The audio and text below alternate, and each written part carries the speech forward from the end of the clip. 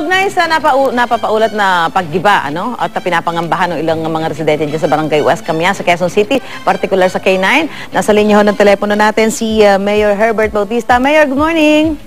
Good morning, Susan. Good morning sa mga nanonood sa atin ngayon dito. Ako, Mayor, kagabi pa nagbarikada yung ilang mga nakatira po dyan sa K9 Barangay West Camias dahil ang akala nila at ang iniisip nila ay may nakatakdang demolition ngayong araw dyan sa lugar nila. Meron bang naka-schedule na demolition ngayong araw po, Mayor? Buti nga sila, alam nila eh. Wala akong alam na may demolition pala dyan. So, hindi ko alam kung pinalalaki lang yan dahil may mga kakandidato sa barangay o dahil sa ginagamit lang. So, as far as the city government is concerned, walang demolition dyan. So, ewan ko kung saan nila napulot yung idea. At saka di ba sabi mo po nga, Mayor, parang meron naman pong ginagawa ngayong pakikipag-usap ang DILG, especially doon sa mga nakatira sa mga estero na as much as possible, mag-self-demolish sila kung alam naman nila yung mga lugar ho nila talagang kailangang i-clear para ho hindi makabaras pagka nagbabaha. Ang DILG nagbigay ng utos na starting August 1, nasa dyaryo naman yan since June. Since June bago magsimula yung tag-ulan. Sinabi na ni DILG na okay, lahat ng mga nasa danger zone, aasikasuhin na lahat yan. Nagbigay ng palugit pa, sige, medyo dialogue pa, sige, start tayo August 1. Yun ang sinabi nila. So, yung sinasabi nilang deadline, ewan ko kung saan nila napulot yun. August 1 kahapon, so malamang baka yun ang kanilang interpretation. Pero, alam nyo yun, ako mismo personally, hindi ko nga alam na merong ganyang movement sa lugar na yan. Kasi, so yun. Tapos, as far as that area is concerned,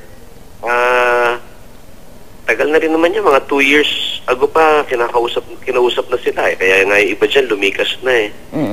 Tapos yung mga sinasabi nila yung habagat. 700 families nang dinala dun sa relocation site.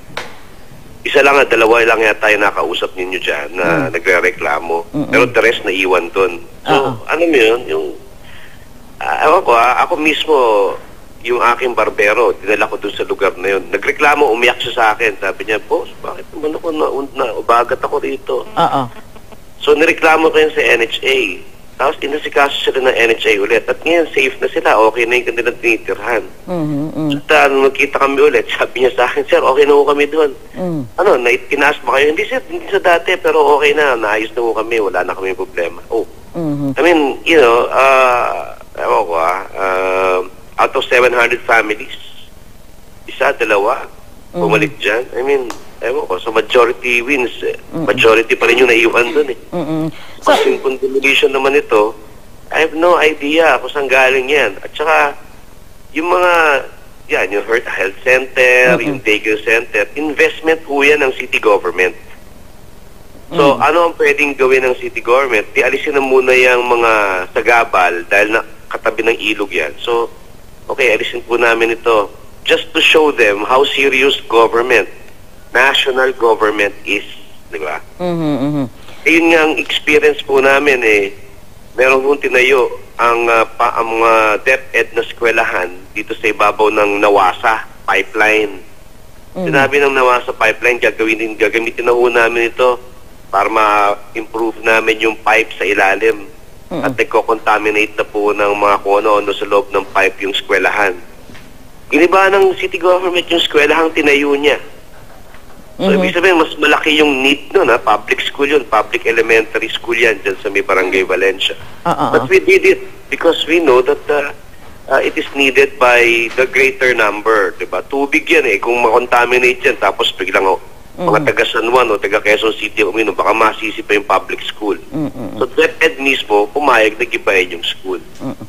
So, in the same light, ito rin, health center, center, to show na, wow, seryoso na yung gobyerno, wala na ho tayong magagawa talaga, seryoso na yung national government. At kung sakasakali man, Mayor, na magkakaroon ng demolition dyan sa lugar niya, nasabi niyo naman, napasabihan na sila mga 2 years ago, hindi naman magkakabiglaan, talaga naman sila paabisuhan. Susan, may process yan. Ang pamahalaan, hindi yan kikilos ng hindi na proseso yan. What will government do kapag ayaw namin. What will government do? O what? Sige, di kayo na lang masusunod. Sige, dyan lang muna kayo. Ayaw nyo pala. Is that what government should do? I mean, ano ba? After going through several process, 2 years, usap, ganyan, urong dito, urong doon. O ngayon, decidido na si government na you have to leave. Given 30 days plus another 30 days to self-demolish, to remove all your structures there. Pagdating doon sa 60th day, sabihin na, hindi, ayaw namin. So ano yung gagawin ni government? O sige, kayo mo susunod kayo yung taong bayan Kayo talaga dyan. Kayo dapat talaga dyan. I mean, is that what government should do? I mean, government should come in and say, hey, it's danger zone, meron kayong relocation site, you have no reason. Hindi na rational yung inyong, hindi na rational yan. Kasi, doon sa dialogue, doon sa pakipag-usap, hindi lang DILG, andyan yung Commission of Human Rights, yung NAPSI, yung National Anti-Poverty Commission, andyan yung PCUP, yung Presidential Commission on the Urban Poor. I mean, if all of these things have been exhausted legally, what other right do they have sa isang property na danger zone? Wala na silang dahilan. Okay. Alam niyo po, danger zone po yan, dinibigyan po kayo ng relocation site. Okay. Sige, susubaybay natin to, Mayor, ha? At basta siguro sasabihin, basta ngayon wala kayong alam na nakatakda demolition dyan. Susubaybayan na lang po natin mga magiging development dito. Maraming salamat, Mayor! Wala ko talaga ako alam dyan. Salamat, Mayor. Si Mayor Herbert Bautista po ng Quezon City.